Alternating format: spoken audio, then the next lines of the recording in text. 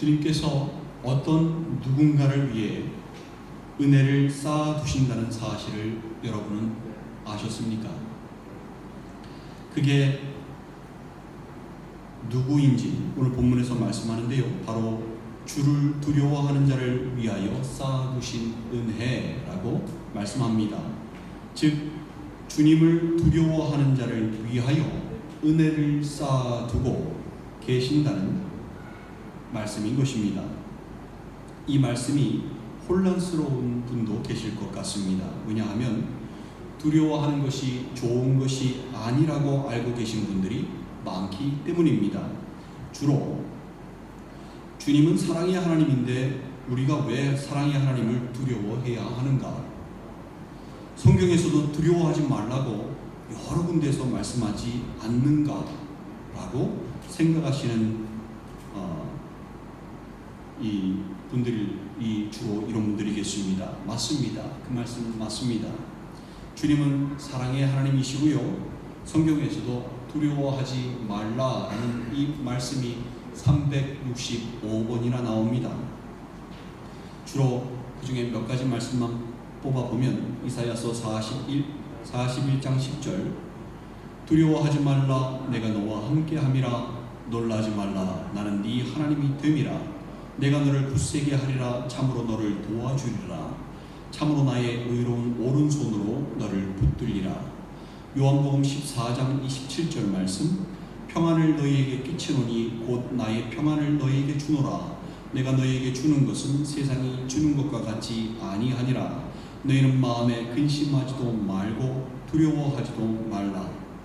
디모데후서 1장 7절 말씀 하나님이 우리에게 주신 것은 두려워하는 마음이 아니요 오직 능력과 사랑과 절제하는 마음이니.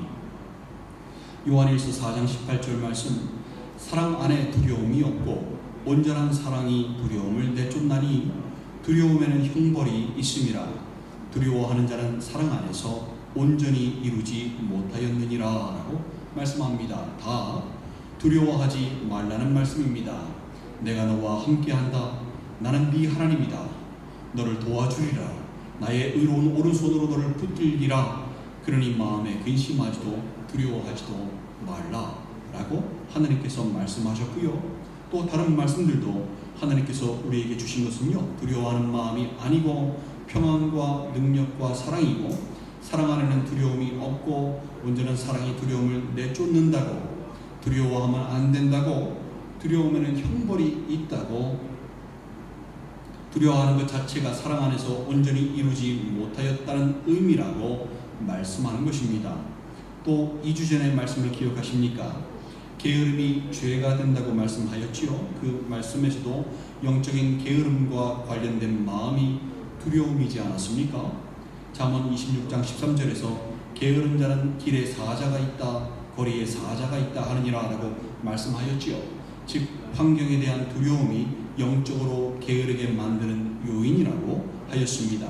이처럼 두려워하지 말라라고 말씀하시는 것이 우리에게는 더 익숙한 말씀이고 하나님은 사랑이시라는 말씀에도 부합하는 것 같이 보입니다. 그런데 오늘 본문을 비롯한 주님을 두려워하라. 주님을 두려워하는 것이 지혜의 근본이다. 주님을 두려워하는 자를 위하여 쌓아두신 은혜가 있다라는 말씀들을 읽어나갈 때면 우리는 좀 헷갈립니다. 마음도 불편해집니다. 왜냐하면 신앙인들이 주로 좋아하고 마음에 담아두고 있는 말씀은 두려워하라가 아니라 두려워하지 말라이기 때문입니다. 그래서 많은 신앙인들이요 두려워하라는 말씀에 혼란스러워하는 것입니다. 여러분들은 어떠십니까? 여러분은 두려워하지 말라와 두려워하라 이 둘의 차이를 잘 이해하시고 잘 받아들이고 계십니까?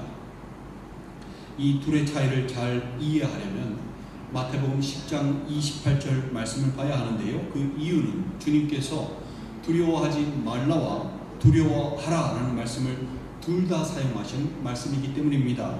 제가 읽겠습니다. 몸은 죽여도 영혼은 능히 죽이지 못하는 자들을 두려워하지 말고 오직 몸과 영혼을 능히 지옥에 멸할 수 멸하실 수 있는 일을 두려워하라라고 말씀하십니다. 무엇을 두려워하지 말라고요? 몸은 죽여도 영혼은 능히 죽이지 못하는 자를 두려워하지 말라라고 말씀하십니다. 또 무엇을 두려워하라고 말씀하십니까?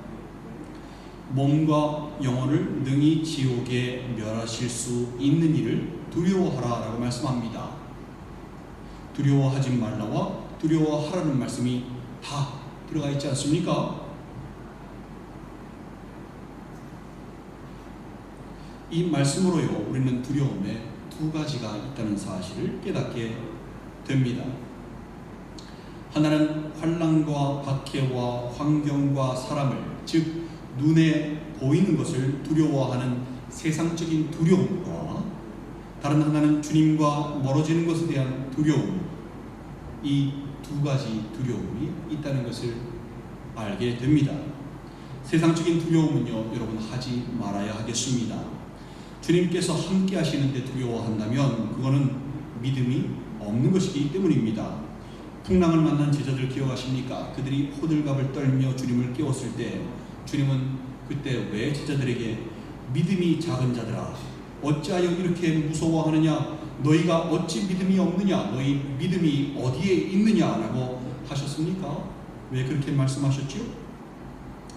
주님께서 함께 하시는데 두려워하였기 때문입니다.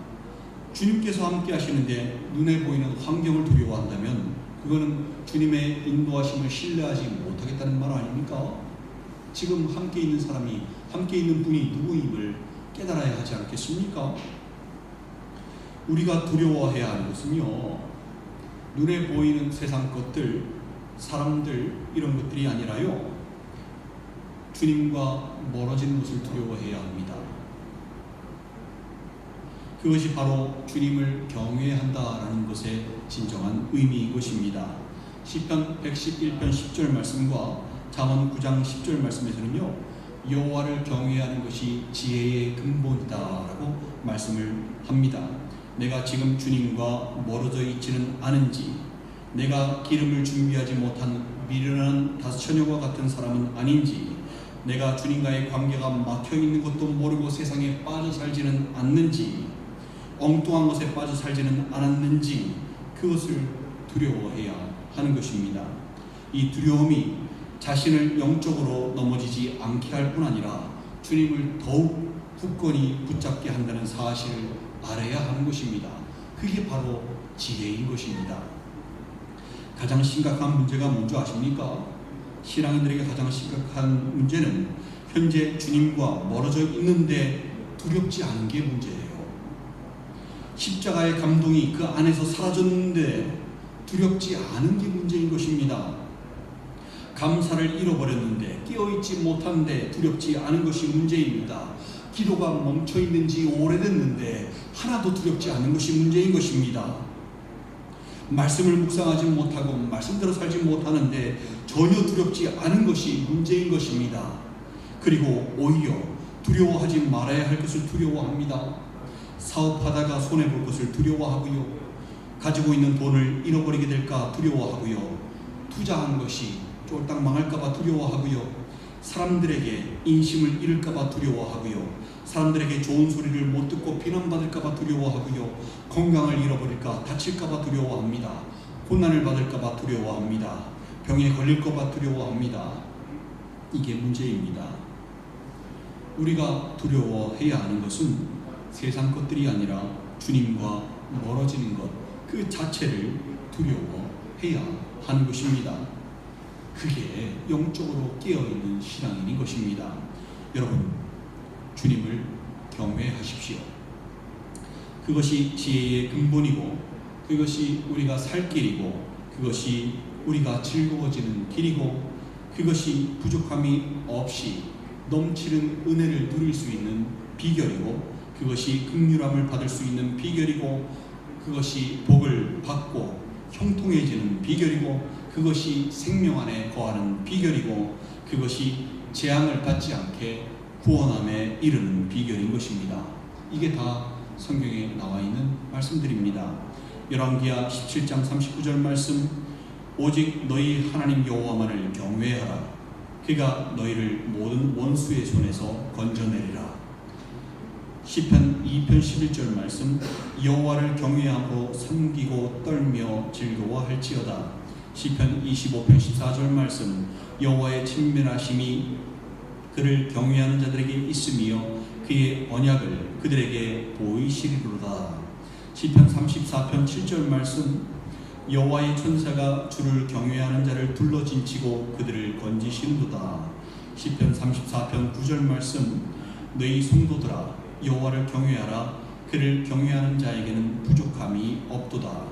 시편 103편 13절 말씀, 아버지가 자식을 긍휼히 여김같이 여호와께서는 자기를 경외하는 자를 긍휼히 여기시나니. 시편 103편 17절 말씀, 여호와의 인자하심은 자기를 경외하는 자에게 영원부터 영원까지 이르며 그의 공의는 자손의 자손에게 이르리니. 시편 115편 13절 말씀, 높은 사람이나 낮은 사람을 막론하고 여호와를 경외하는 자들에게 복을 주시리로다. 시편 118편 1절 2절 말씀, 여호와를 경외하며 그의 길을 걷는 자마다 복이 있도다. 네가 네 손이 수고한 대로 먹을 것이라. 네가 복되고 형통하리로다. 시편 118편 4절, 여호와를 경외하는 자는 이같이 복을 얻으리로다. 시편 147편 11절 말씀, 여호와는 자기를 경외하는 자들과 그의 인자하심을 바라는 자들을 기뻐하시는도다. 잠언 14장 27절 말씀, 여호와를 경외하는 것은 생명의 샘이니 사망의 그물에서 벗어나게 하느니라. 잠언 19장 23절 말씀, 여호와를 경외하는 것은 사람으로 생명에 이르게 하는 것이라. 경외하는 자는 족하게 지내고 재앙을 당하지 아니하느니라. 말라기서 4장 2절 말씀, 내 이름을 경외하는 너희에게는 공의로운 해가 떠올라서 치료하는 광선을 비추리니 너희가 나가서 외양간에서 나온 송아지 같이 뛰리라. 여러분, 이 모든 말씀이요 바로 주님을 경외하는 자들에게 임하는 복인 것입니다. 약속의 말씀인 것입니다. 여러분, 우리가 두려워해야 하는 것은 세상적인 것이 아닙니다. 돈을 벌지 못하고 잘 먹고 잘 살지 못하는 것을 두려워해서는 안 됩니다. 건강을 잃고 다치고 고난받는 것을 두려워해서는 안 됩니다. 사람들에게 인정받지 못하고 소외당하고 억울한 일 당하는 것을 두려워해서는 안 됩니다. 물론 힘들지요, 아프지요. 하지만 그것은 두려움의 대상이 아닙니다. 파도가 높다고, 풍랑이 인다고, 고난이 다가온다고 두려워하면 안 되는 것입니다. 그런 것들은 주님과 함께 한다면 저절로 해결될 문제들이고요. 실제로 닥친다고 할지라도 아무런 문제가 되지 않습니다. 왜요? 눈앞에 바다가 갈라지지 않으면 그 위를 걷게 하시는 분이 우리 주님이시기 때문입니다. 사막에 길을 내시고 메마른 땅에 물을 터뜨리시는 분이 우리 주님이십니다. 두려워해야 하는 것들은 그런 눈에 보이는 세상의 것들이 아닌 것입니다. 우리가 두려워해야 하는 것은 주님과 멀어지는 것입니다. 생명으로부터 멀어지며 믿음이 후퇴하며 십자가의 감동이 사라지는 것을 두려워해야 합니다. 주님과의 관계에 문제가 있는 것을 두려워해야 합니다. 내 안에 사랑이 메말라가는 것을 두려워해야 합니다. 여분의 기름을 준비하지 못하여서 신랑을 맞이하지 못하게 될까봐 두려워해야 합니다. 그래야 깨어있어서 기름을 준비할 수 있는 것입니다. 깨어있지 못하고 잠들어서 주인을 맞이하지 못하게 될까봐 두려워해야지 깨어있을 수 있는 것입니다. 빌립보서 2장 12절에서 두렵고 떨림으로 너희 구원을 이루라 라고 말씀합니다. 주님으로부터 멀어질까 두렵고 떨림으로 우리의 구원을 이루어 나가라 라는 말씀인 것입니다. 생명으로부터 멀어질까 두려워해야 하는 것입니다. 주님께서 마태복음 25장에서 열처녀 비유 말씀하셨지요. 여분의 기름을 준비한 슬기로운 다처녀와 여분의 기름을 준비하지 못한 미련한 다처녀에 대해서 말씀하지 않으셨습니까? 마지막 혼인잔치를 맞이하는 신앙인의 모습에 이 두 가지가 있을 것이다 라고 주님께서 예언하신 것입니다. 혼인잔치에 들어갈 수 있는 여인들이 누구였습니까? 바로 여분의 기름을 준비한 슬기로운 다처녀였습니다. 이들은 주님을 경외하는 자들이었습니다. 왜요? 왜 슬기롭다고 얘기합니까? 주님을 경외하는 것이 지혜의 근본이기 때문입니다. 주님을 경외하는 것이 슬기로운 것이기 때문입니다. 신랑을 맞이하는 이슈가 이들에게 가장 중요하고 큰 일이었기 때문에 그걸 잘 준비하지 못할까봐 두려워했기 때문에 신랑을 맞이하지 못하면 안 된다는 두려움이 그들에게 있었기 때문에 그들은 기름을 가지고 있었거든요. 기름을 가지고 있었음에도 불구하고 여분의 기름을 따로 준비했던 것입니다. 늘 여분의 기름이 모자라지 않게 채워두고 또 채워두고 했었던 것입니다. 그렇다면 미련한 다처녀가 여분의 기름을 준비하지 못한 이유를 어디서 찾을 수 있을까요? 바로 그들이 주님을 경외하지 않았다는 것에서 찾을 수 있습니다. 신랑을 맞지 못할 것을 두려워하는 여인이라면 여분의 기름을 늘 채워두고 있을 것이기 때문입니다. 이래서 주님께 칭찬을 받는 사람이 주님을 경외하는 자들인 것입니다. 세상 것을 두려워하지 않아도 되는 것은요, 주님께서 다 해결해 주시기 때문입니다. 오늘 본문에서 주를 두려워하는 자를 위하여 쌓아두신 은혜, 곧 주께 피하는 자를 위하여 인생 앞에 베푸신 은혜가 어찌 그리 큰지요. 주께서 그들을 주의 은밀한 곳에 숨기사 사람의 꾀에서 벗어나게 하시고 비밀이 장막에 감추사 말다툼에서 면하게 하시리이다 라고 말씀하였습니다. 신앙인이요, 착하게 살려고 하면 할수록 어려움을 당할 수밖에 없는 것이 이 세상의 이치예요. 주님을 두려워하는 자에게는요, 주님의 쌓아두신 은혜가 있어서 어려움 속에서도 또 이 세상의 그러한 이치 속에서도 벗어날 수 있게 하십니다. 주님의 은밀한 곳에 숨기셔서 사람의 꾀에서 벗어나게 하시고 비밀이 장막에 숨기셔서 말다툼 당할 일도 모면케 하시는 것입니다. 즉 모든 어려움과 해코지에서 벗어나게, 해코지 당할 일에서 벗어나게 하시는 것입니다. 마귀가 아무리 우리의 죄를 정죄하려고 하여도 하지 못하는 이유가 뭘까요? 주님께서 우리를 은밀한 곳에 숨기시고 마귀의 정죄함을 모면케 하시기 때문입니다. 이것이 주님을 두려워하는 자들이 받을 복이고 쌓이고 쌓이는 주님의 은혜인 것입니다. 또 한 가지 중요한 사실을 여러분 아셔야 하는데요, 주님을 두려워하는 자들의 강력한 특징이 하나 있습니다. 그게 뭐냐 하면 주님을 피난처로 삼는다는 것입니다. 오늘 본문 19절에서 주를 두려워하는 자를 위하여 쌓아두신 은혜, 곧 주께 피하는 자를 위하여 인생 앞에 베푸신 은혜가 어찌 그리 큰지요 라고 말씀을 하는데요, 주를 두려워하는 자와 주께 피하는 자가 뭡니까? 지금 동격으로 말씀하고 있습니다. 다시 말해서 두 단어가 같은 뜻인 것입니다. 그리고 두 사람이 받는 은혜도 같은 은혜인 것입니다. 시편 91편 9절에서 16절에 보면요, 그 은혜가, 받을 은혜가, 쌓고 쌓이는 은혜가 구체적으로 어떤 은혜들인지에 대해서 말씀하는데요, 제가 읽겠습니다. 잘 들어보시기 바랍니다. 네가 말하기를 여호와는 나의 피난처시라 하고 지존자를 너의 거처로 삼았으므로 화가 네게 미치지 못하며 재앙이 네 장막에 가까이 오지 못하리니 그가 너를 위하여 그의 천사들을 명령하사 네 모든 길에서 너를 지키게 하심이라. 그들이 그들의 손으로 너를 붙들어 발이 돌에 부딪히지 않게 하리로다. 네가 사자와 독사를 밟으며 젊은 사자와 뱀을 발로 누르리로다. 하나님이 이르시되 그가 나를 사랑한즉 내가 그를 건지리라. 그가 내 이름을 안즉 내가 그를 높이리라. 그가 내게 간구하리니 내가 그에게 응답하리라. 그들이 환난 때에 내가 그와 함께하여 그를 건지고 영화롭게 하리라. 내가 그를 장수하게 함으로 그를 만족하게 하며 나의 구원을 그에게 보이리라 하시도다 라고 말씀합니다. 어떠한 은혜들을 여러분 받으셨습니까? 캐치하셨습니까? 화가 네게 미치지 못할 것이라고 말씀하는데요, 재앙이 네 장막에 가까이 오지 못할 것이라고 말씀하는데요, 여러분 캐치하셨습니까? 하나님께서 우리를 위하여 천사들을 명령하사 우리 모든 길에서 우리를 지키실 것이라고 말씀합니다. 천사들이 손으로 붙들어 발이 돌에 부딪히지 아니하게 할 것이라고 말씀합니다. 우리가 사자와 독사를 밟으며 젊은 사자와 뱀을 발로 누를 것이라고 말씀합니다.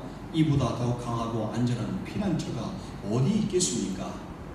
하나님이 이르시되 그가 나를 사랑한즉 이라고 말씀하였는데요, 하나님은요 자기를 당신을 피난처로 삼는 사람을 하나님께서는 어떻게 그 사람을 생각하시는가 하면 당신을 사랑하는 자로 간주하십니다. 즉 하나님을 자기의 피난처로 삼는다라는 말과 하나님을 사랑한다라는 말이 동의어인 것입니다.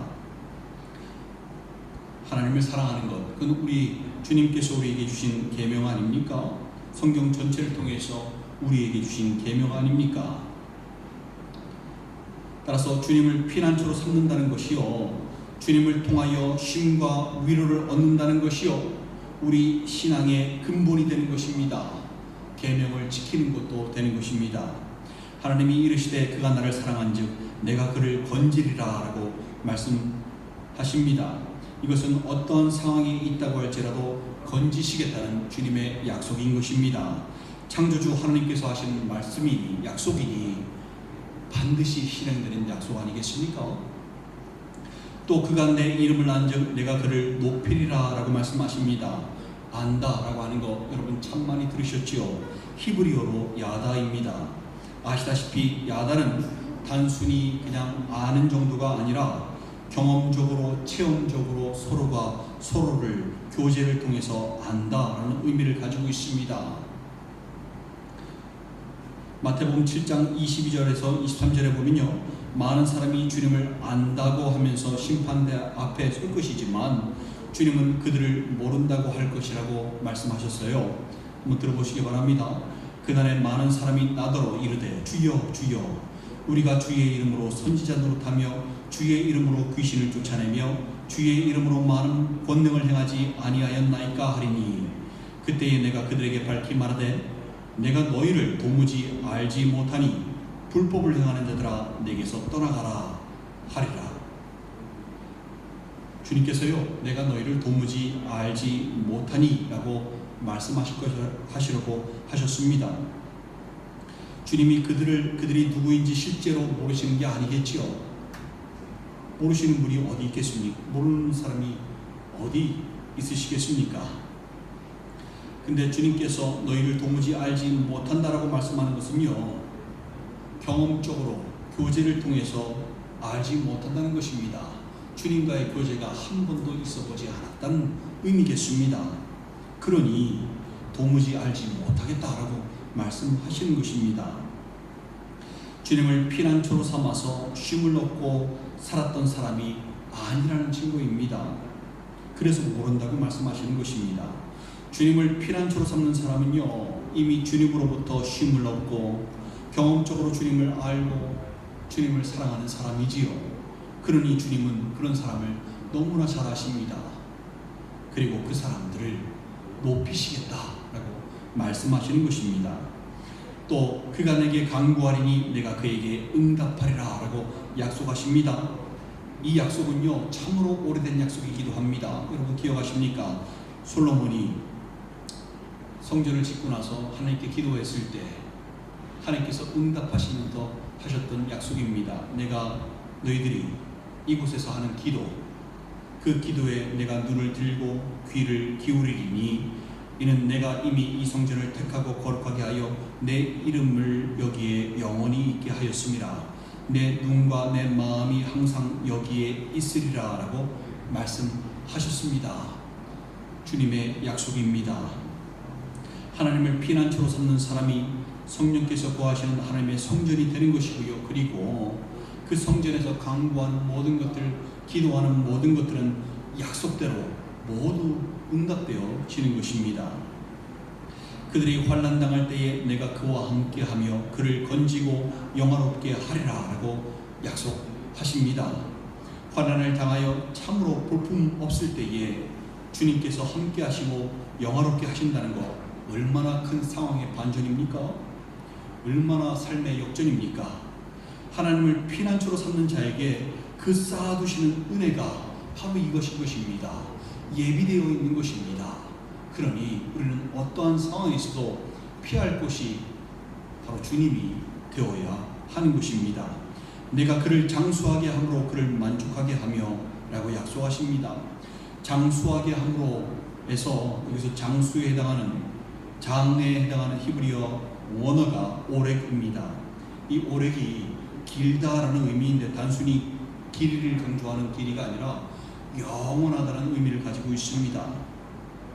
영원히 긴 것입니다. 따라서 이 땅에서 오래 사는 장수를 얘기하는 게 아닙니다. 바로 영원한 생명을 의미하는 말씀인 것입니다. 내가 그를 만족해 하리라 그랬어요. 여러분, 사람이 어떻게 창조되었다고요? 영원한 것을 사모하게끔 창조되지 않았습니까? 내가 그를 만족하겠다는 것은 영원히 영원한 생명을 주겠다고 하시는 말씀 아니겠습니까? 바로 그것인 것입니다. 나의 구원을 그에게 보이리라 라고 약속하셨습니다. 구원에 해당하는 히브리어 원어가 뭘까요? 바로 예슈아입니다. 예슈아 누구입니까? 바로 예수 그리스도 주님이십니다. 그러니 사도행전 4장 12절에서 다른 이로서는 구원을 받을 수 없나니 천한 사람 중에 구원을 받을 만한 다른 이름을 우리에게 주신 일이 없음이라 라고 말씀하셨던 이유가 뭡니까? 애초에 구약 때서부터 신약 때까지 다른 이름이 없었어요. 단 하나, 그냥 예수였습니다. 예슈아였습니다.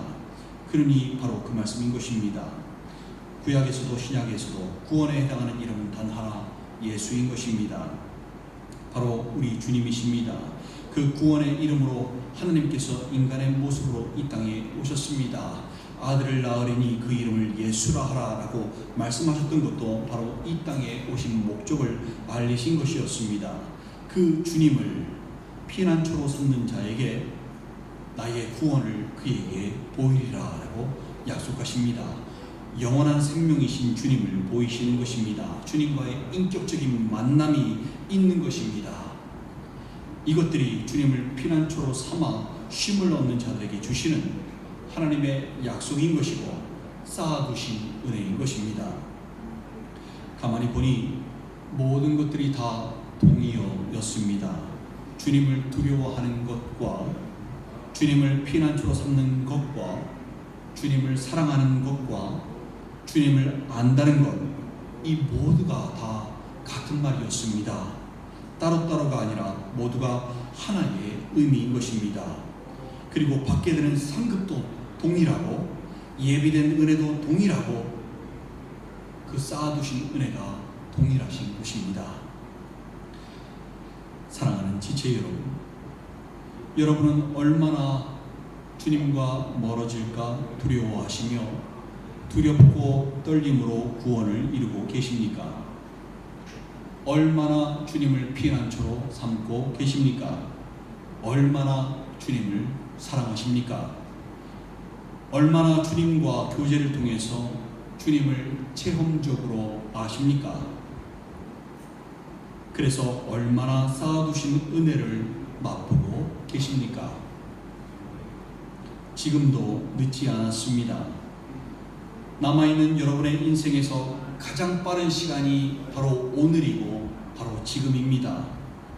오직 오늘이라고 일컫는 동안에 신앙을 회복하셔서 눈에 보이는 것을 두려워하는 인생이 아니라 주님과 멀어지는 것을 두려워하는 슬기로운 다처녀와 같은 주님을 경외하며 주님을 피난처로 삼고 주님을 내 생명보다 더 사랑하며 교제를 통해서 주님을 더 아시는 여러분들 되시기를 소망합니다.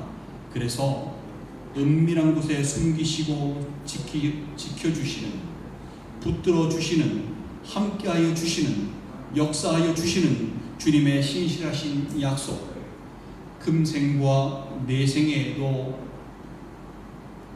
바로 그 있는 약속을 모두 맛보시는 여러분들 되시기를 주님의 이름으로 간절히 축원드립니다. 함께 기도하시겠습니다.